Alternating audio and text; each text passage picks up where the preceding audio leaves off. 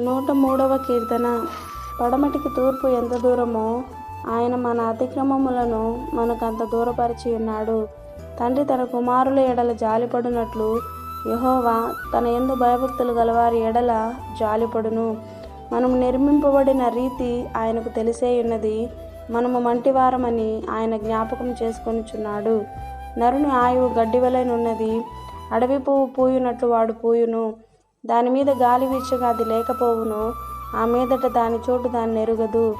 ఆయన నిబంధనను గైకొనుచు ఆయన కట్టడలను అనుసరించి నడుచుకుని వారి మీద, యెహోవా యందు భయభక్తులు గల వారి మీద ఆయన కృప యుగయుగములు నిలుచును.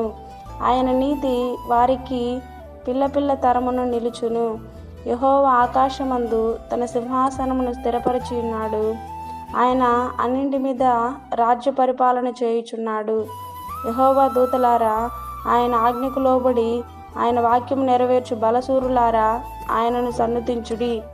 యెహోవా సైన్యములారా, ఆయన చిత్తము నెరవేర్చు ఆయన పరిచారకులారా, మీరందరూ ఆయనను సన్నుతించుడి. యెహోవా ఏలుచుండు స్థలములన్నింటిలో ఉన్న ఆయన సర్వకార్యములారా, ఆయనను స్తుతించుడి. నా ప్రాణమా, యెహోవాను సన్నుతించుము. ఆమేన్.